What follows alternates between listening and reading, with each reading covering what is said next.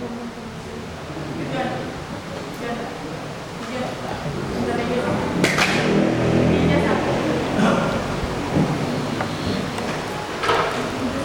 المصطفى يا قاصدنا اغفر لنا من مضى واسع الكرم يا رب بالمصطفى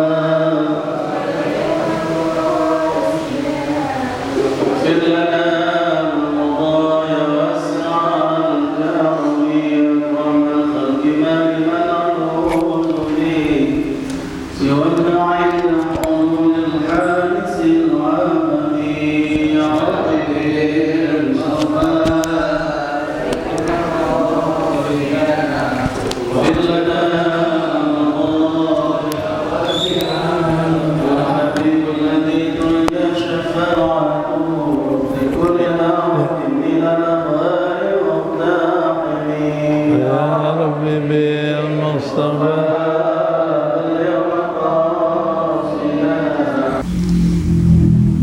الفاتحة بأن الله يوصل ثوابها إلى روح سيدنا رسول الله محمد بن عبد الله صلى الله عليه وسلم وآله وأزواجه وذرياته وأصحابه أجمعين والتابعين وتابع التابعين بإحسان إلى يوم الدين ثم إلى أرواح مؤلفي هذه الكتب المباركة ومشايخهم ومشايخهم وأجدادهم وجداتهم وذريتهم وأصحابهم أجمعين ثم إلى أرواح مؤلفي هذه الكتب المباركة ومشايخهم ومشايخهم ووالديهم ثم إلى أرواح والدينا وأمهاتنا وأجدادنا وجداتنا وأقربائنا وذرياتنا وأحبابنا ولمن له حق علينا وللمسلمين والمسلمات والمؤمنين والمؤمنات أن الله يغفر لهم ويرحمهم ويفتح علينا فتوح العارفين ويفقهنا في الدين ويرزقنا كمال الإخلاص واليقين ويجعل قراءتنا هذه خالصة لوجهه الكريم ومقربة إلى رضاه وجنات النعيم وإلى حضرة النبي محمد صلى الله عليه وسلم. الفاتحة. أعوذ بالله من الشيطان الرجيم. بسم الله الرحمن الرحيم. الحمد لله رب العالمين الرحمن الرحيم مالك يوم الدين إياك نعبد وإياك نستعين اهدنا الصراط المستقيم صراط الذين أنعمت عليهم غير المغضوب عليهم ولا الضالين آمين.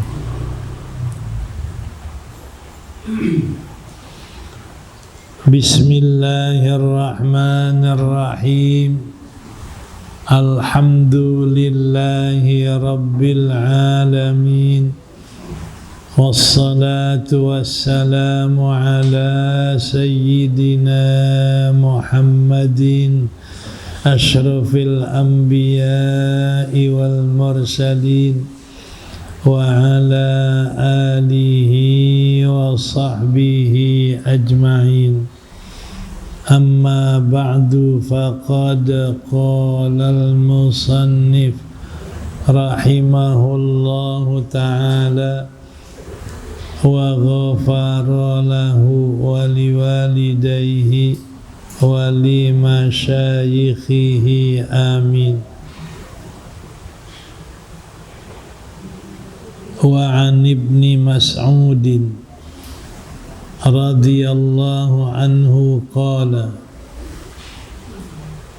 lamma kana yaumu Hunainin athara Rasulullah sallallahu alaihi wasallam nasan minal qismati fa'atal aqra'a ibnu Habisin mi'atan minal ibili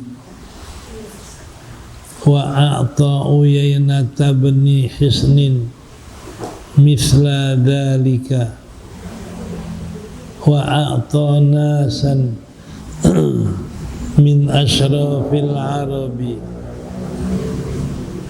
wa'atharahum yawma idzin fil qismati qala rajulun wallahi inna hadhihi qismatun ma adala fiha wa ma urida fiha wajhullahi.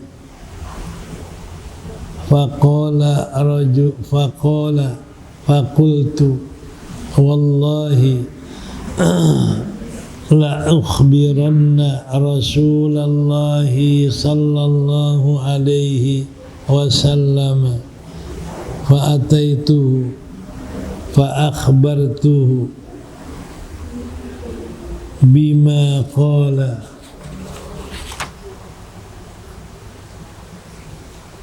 fataghayyara wajhuhu hatta kana kasirfi thumma qala faman ya'dilu idza lam ya'dilillahu wa rasuluhu thumma qala yarhamullahu Musa qad udhiya bi aktsara min hadza fa sabara fa qultu la jarama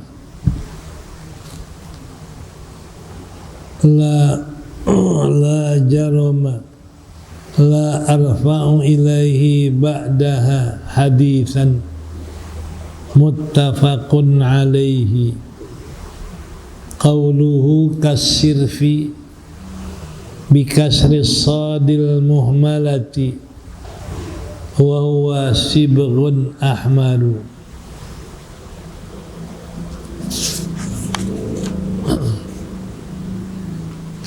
Dari Ibni Mas'ud radhiyallahu anhu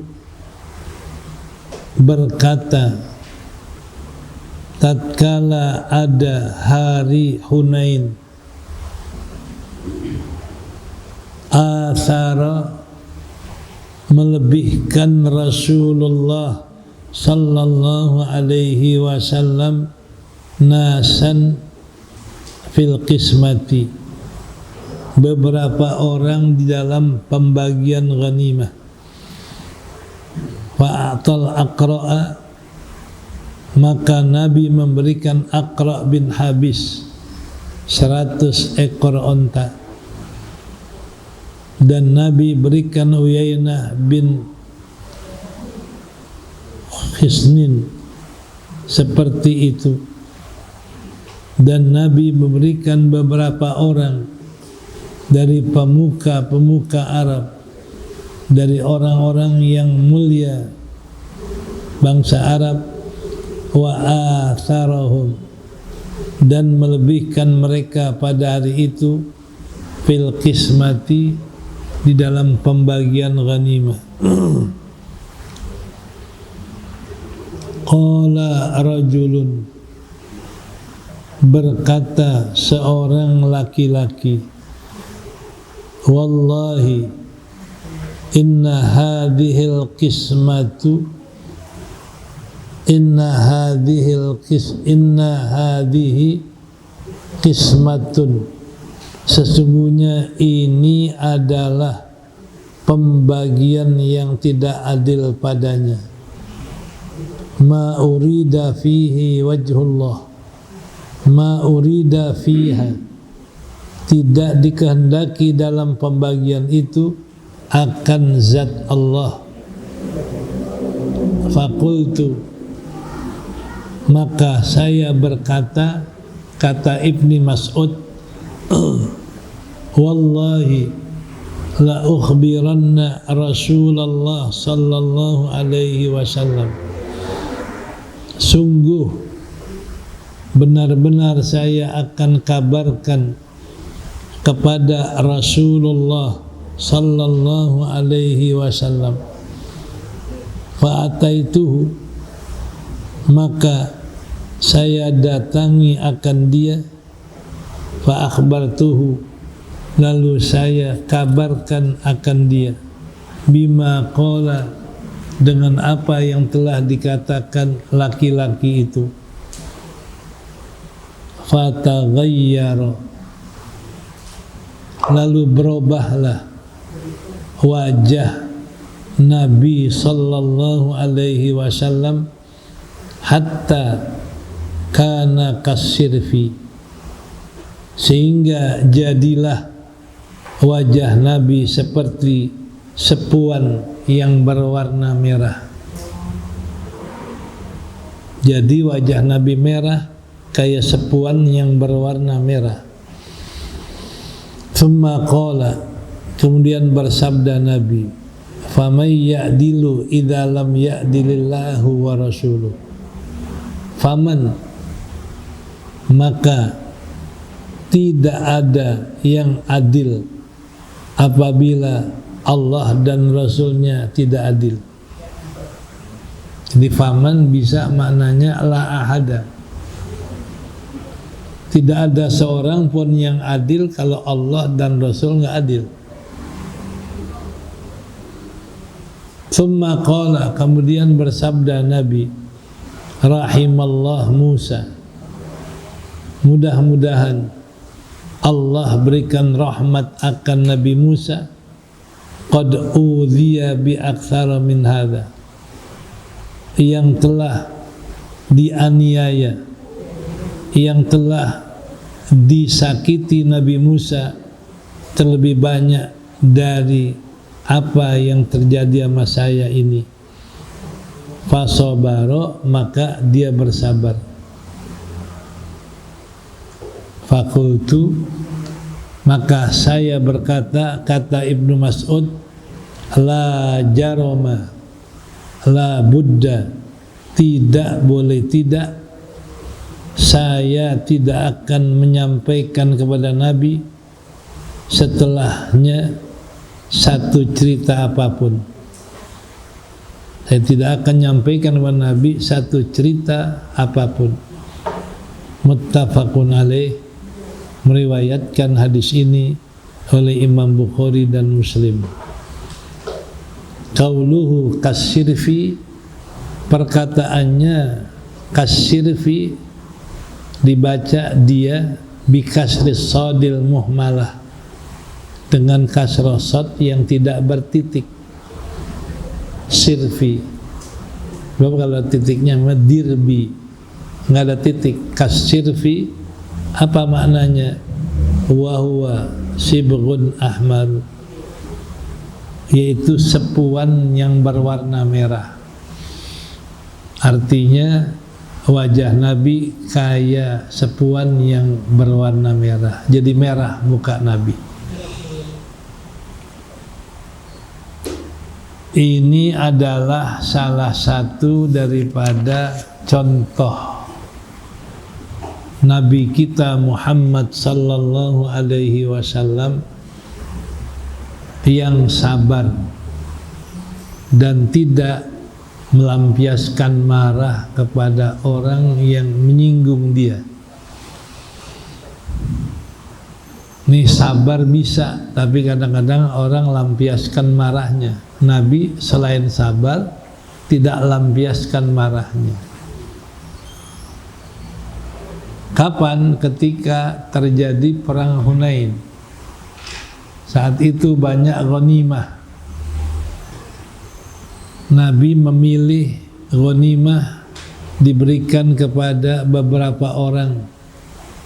Kayak diberikan kepada Aqra bin Habis 100 onta, diberikan kepada Uyainah bin Hisnin seperti itu juga 100 onta, diberikan kepada pemuka-pemuka bangsa Arab bagian yang banyak dari ghanimah. Dan Nabi utamakan mereka pada hari itu dalam pembagian. Artinya yang dikasih ghanimah hanya pemuka-pemuka Arab, orang-orang Arab. Rupanya orang Madinah nggak dapat bagian. Nah, disinilah ada di antara mereka yang ngomong di belakang Nabi. Apa ngomongnya? Ini pembagian yang nggak adil. Tidak ada tujuan jalan Allah, bukan karena Allah ini berbagian. Jadi udah nggak adil, bukan karena Allah. Ini Ibnu Mas'ud dengar orang ngomong begitu. Nabi nggak dengar. Ibnu Mas'ud dengar orang ngomong ini pembagian yang nggak adil dan tidak ada karena Allah tujuannya. Kata Ibnu Mas'ud, saya akan sampaikan ini omongan sama Nabi. Nabi nggak dengar. Disampaikan kepada Nabi. Wallahi, kata Ibnu Mas'ud, la ukhbiranna Rasulullah. Demi Allah, saya akan kabarkan berita ini kepada Rasulullah. Fa'ataituhu, kata Ibnu Mas'ud, lalu saya datangi Nabi. Fa'akhbartuhu, saya kabarkan akan berita itu dengan apa yang dikatakan orang itu. Ini pembagian yang tidak adil, pembagian yang nggak ada dikehendaki jalan Allah. Nabi dengar. Nah begitu dengar langsung terjadi perubahan, wajah Nabi merah, berarti marah Nabi. Nih, marah Nabi. Tapi tidak melampiaskan marahnya. Biasa kalau marah, panggil orangnya, siapa? Kalau zaman sekarang, nyinggung presiden, langsung di apa? Dihukum. Menghina presiden dihukum. Nabi enggak. Disinggung kayak begitu, Nabi hanya mukanya merah. Nabi enggak suruh panggil. Hanya Nabi mengungkap dalam omongannya sebagai nasihat. Apa Nabi katakan? Illam a'dil faman ya'dilu. Kalau umpama saya nggak adil, siapa yang adil? Karena nggak ada yang lebih adil, Nabi dan Allah. Jadi faman ya'dil idza lam ya'dilillahu wa rasuluh. Siapa yang bisa adil kalau Allah nggak adil dan Rasulnya adil? Nggak ada yang adil. Faman di sini hanya la ahada ya'dilu. Maka nggak ada seorang pun yang adil kalau dikatakan Allah dan Rasul nggak adil. Karena Allah itu ahkamul hakimin. Alaihissallahu bi ahkamil hakimin. Bukankah Allah itu yang paling adil hakim? Juga bukankah Rasul itu yang paling adil hakim? Nah kalau dikata Nabi nggak adil bukan karena Allah, nah siapa yang bisa adil kalau Nabi dan Rasulnya, Allah dan Rasulnya nggak adil? Nabi hanya ngomong begitu, nasihat kamu. Itu nasihat. Jangan kamu bilang saya nggak adil. Berarti kalau saya nggak adil, Allah nggak adil. Kalau saya Allah nggak adil, nggak ada yang adil di muka bumi ini. Yang paling adil Allah dan Rasul. Nih satu, itu nasihat namanya, bukan marah Nabi. Nih, Yang kedua, Nabi nggak bertindak untuk lampiaskan marahnya. Ini kalau orang gede, orang besar dikatain begitu, marah. Marahnya langsung suruh usut siapa yang ngomong, cari siapa yang hina, bawa ke sini atau hukum dia. Apalagi sekarang udah ada undang-undang apa?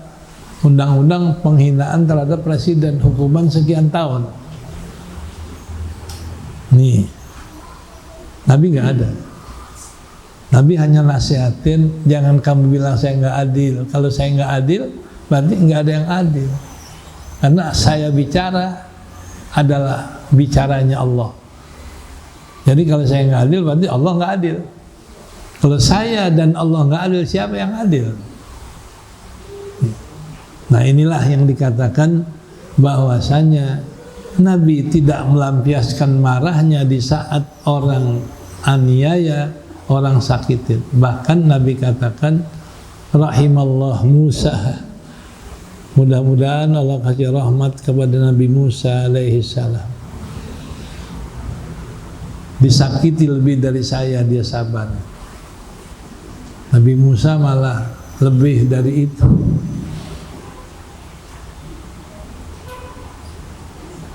Wa idh qala Musa liqaumi lima idh qala Musa liqaumi ya qaumi lima tu'dzunani wa qad ta'lamuna anni Rasulullah. Hai kaumku, kenapa kamu sakiti saya, aniaya saya, padahal kau tahu saya ini Rasulullah.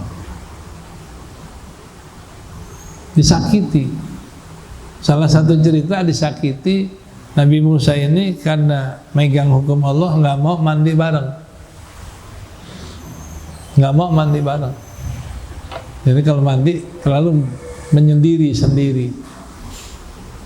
Apa disakitinya? Nabi Musa nggak mandi sama kita, kenapa? Karena dia kondor katanya. Bukan main itu. Disakiti dengan dikatakan dia ini hernia. Kalau bahasa Jakarta, kondor. Nah, dibuktikan sama Allah.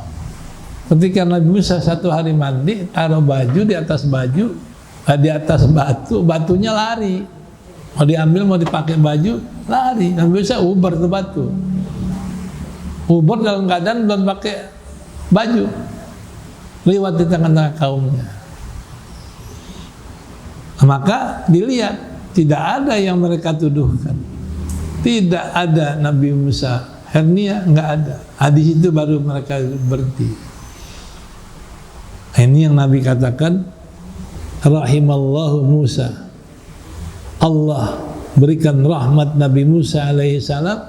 Dia telah disakiti lebih dari saya, tapi dia sabar.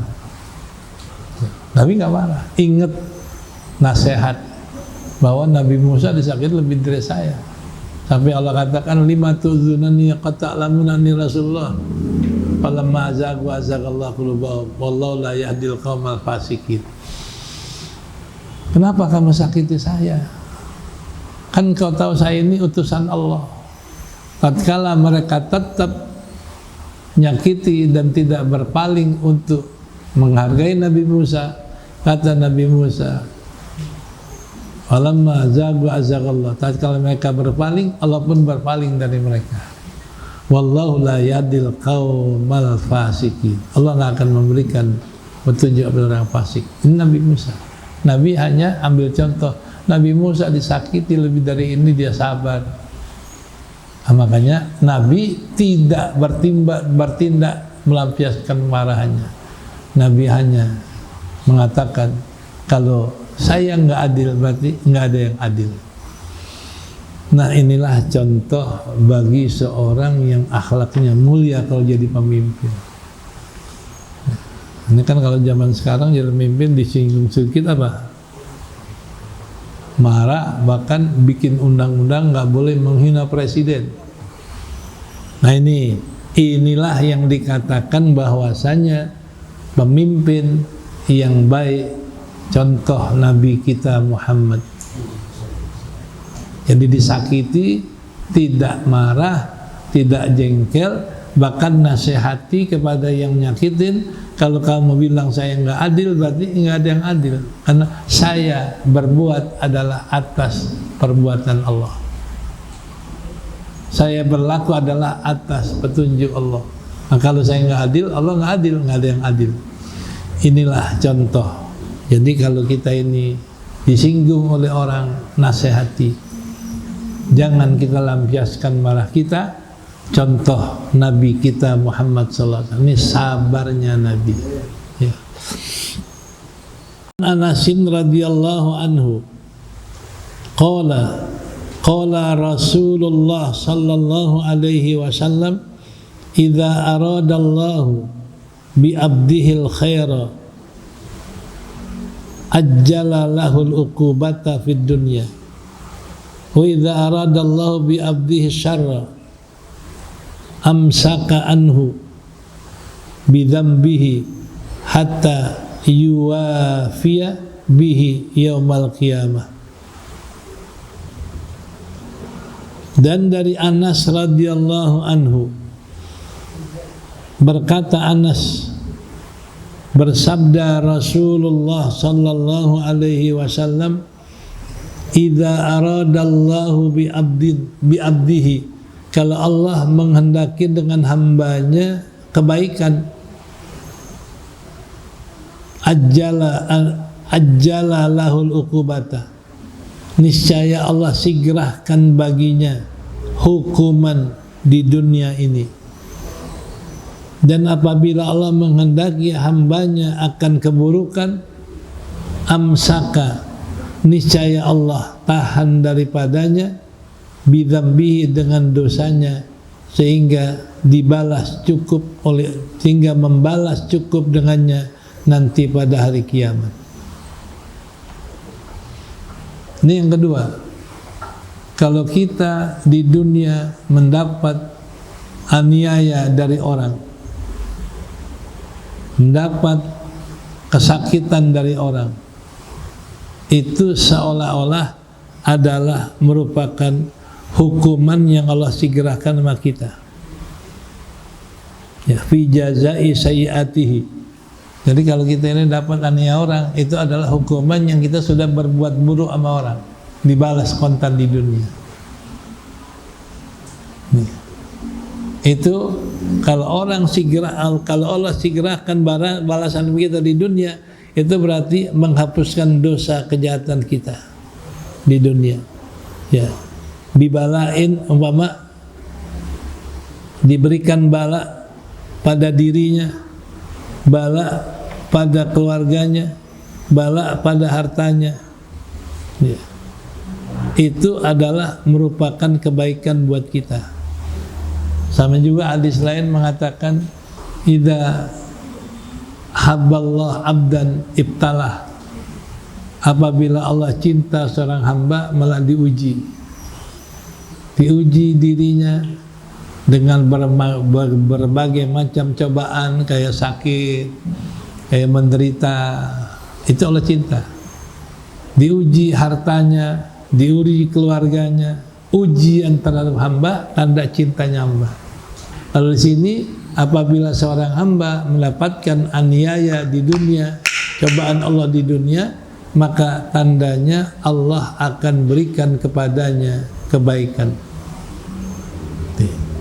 Nah, sebaliknya, kalau umpama orang ditunda ujiannya, ditahan, nggak pernah sakit, nggak pernah bala, nggak pernah menderita, itu tandanya bahwa Allah akan balas cukup nanti di akhirat.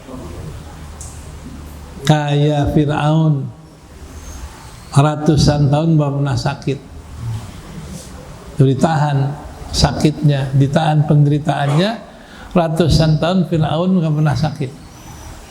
Nah, ini berarti semua penderitaan yang ditahan bakal diberikan nanti pada hari kiamat.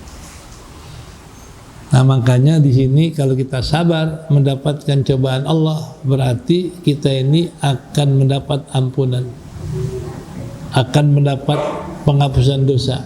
Seperti yang Nabi katakan, idza aradallahu bi abdin al khaira idza aradallahu bi abdi al khaira, kalau Allah menghendaki dengan hambanya kebaikan, ajjala, mensigrahkan di dunia baginya al uqubata, akan hukuman di dunia. Makanya kalau nggak salah Nabi Yunus punya istri yang cerewet, yang nyakitin, yang zalim. Orang tanya, ya Syekh, wahai Nabi, kenapa nggak minta mola yang baik? Sengaja saya minta yang begini. Kenapa? Supaya dosa saya habis di dunia. Istri yang nyakitin, yang cerewet, yang bikin nggak senang, itu hapusin dosa saya. Nah, itu jangan tiru, ntar mencari istri yang baik nanti. Enggak, ini istilahnya makna punya istri yang tidak baik itu adalah menghapuskan dosa kita. Begitu juga andai kata diuji badan kita, sabar, karena diuji badan bos ngapusin dosa kita. Nah, makanya kalau orang diberikan di dunia ini balasan hukuman dengan bala dan lain sebagainya, itu tandanya Allah pengen berikan kebaikan. Tapi sebaliknya, kalau di dunia ditahan, nggak pernah dapat bala, nggak pernah dapat musibah, nggak dapat apa, itu berarti amsaka, ditahan dia daripadanya untuk dibalas nanti cukup di akhirat. Tuh dikumpulin, ini nggak dibalas, ini kumpul, akhirnya udah lengkap baru dibalas sekalian di akhirat. Tapi kalau dibalas di dunia, tinggal pembalasan yang belum dibalas di dunia. Nah, ini yang dikatakan makanya suruh sabar.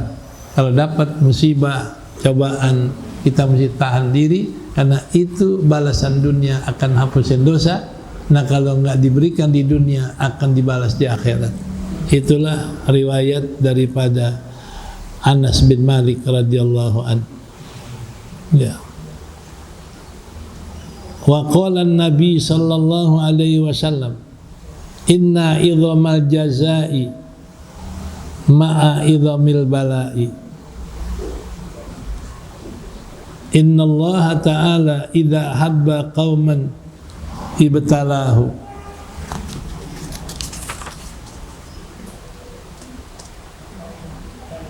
Faman radiyallahu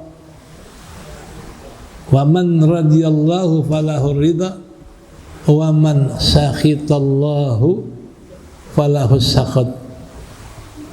Rawahu Tirmidzi wa qala hadisun hasan. Dan daripada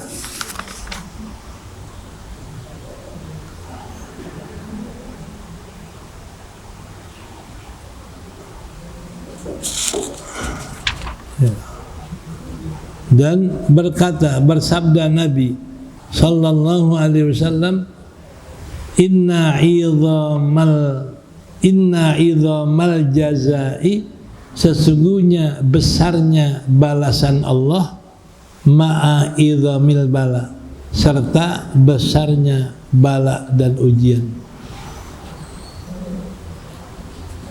Sesungguhnya Allah Ta'ala idza habba qauman ibtalahum, sesungguhnya Allah bila cinta satu kaum, niscaya dia uji kaum yang dia cinta itu. Faman radiya falahu ridha, siapa yang redha dengan Allah dengan ujian itu, niscaya dia dapat keredaan. Wa man sakhita, dan siapa yang benci dengan ujian Allah itu, maka baginya kemurkaan dan kebencian dari Allah. Rawahu Tirmidzi, dan berkata hadisun hasan. Ini yang ketiga. Jadi Allah ini memberikan pahala besar dengan resiko balanya besar. Jadi setiap pahala besar kita harus siap dapat bala yang besar. Karena besarnya pahala tergantung besarnya ujian. Ya. Ambil contoh. Satu hari pernah seorang nabi ketemu orang yang sudah badannya penuh dengan segala luka, borok, koreng, tapi dia masih mengatakan alhamdulillah ala sihatin wa afiatin. Segala puji bagi Allah dalam keadaan saya sehat dan afiat. Yang dengar omongannya nanya, apanya yang afiat kamu? Dari ujung kepala sampai kaki isinya luka dan koreng. Nggak ada afiat di badanmu. Apa dia bilang? Yang afiat lidah saya dan hati saya. Lidah saya afiat masih bisa zikir. Hati saya afiat masih bisa ingat dan bisa menyebut nama Allah. Ini lebih besar afiat lidah dan hati untuk zikir dibanding afiat badan tidak dipakai untuk zikir. Nih, ini yang dikatakan orang yang pahalanya besar begitu. Biar badannya penuh luka, penuh borok, penuh koreng, tapi dia tetap zikir kepada Allah. Zikirnya ini pahalanya lebih besar dari pahala orang yang badannya sehat. Karena besarnya pahala tergantung besarnya bala dan ujian dalam dirinya. Lalu Nabi keluarkan hadis, idza haballahu abdan ibtalah. Kalau Allah idza habba qauman ibtalah. Kalau Allah mencintai satu kaum, Allah uji kaum itu. Jadi berarti kalau diuji, Allah cinta sama kita. Diuji dengan segala macam cobaan dalam dunia, harta kita, badan kita, keluarga kita, lingkungan kita diuji oleh Allah. Itu tandanya Allah akan memberikan pahala yang besar. Teman lihat hasilnya, faman radhiyallahu ridha. Siapa yang redha dengan ujian itu, niscaya dapat redha. Faman sakhitallah wan sakhita, siapa yang benci dengan ujian itu, maka baginya kemurkaan Allah. Tinggal kita diuji redha apa enggak. Kalau diredha, kita dapat redha. Kalau kita enggak suka dengan ujian itu, kita dapat murka Allah Subhanahu wa taala. Nah, inilah yang dikatakan perlu kita bersabar menghadapi ujian Allah. Kalau kita sabar, berarti kita redha, dapat pahala. Kalau kita nggak sabar, berarti kita benci dengan ujian Allah, dapat dosa dan dapat murka Allah. Nah, itu hadis riwayat Tirmidzi dan berkata hasan. Hadisun hasan.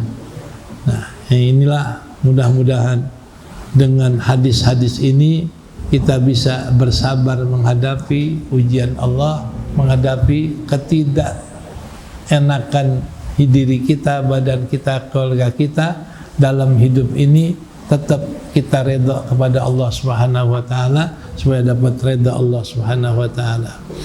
Wallahu a'lam bishawab. Wa an Anasin radhiyallahu anhu qala. Assalamualaikum warahmatullahi wabarakatuh. Jemaah yang dirahmati, sudah cukup lama kita tidak kebetulan alhamdulillah bahasa Hanafiah bisa kita kembali insyaallah mudah-mudahan.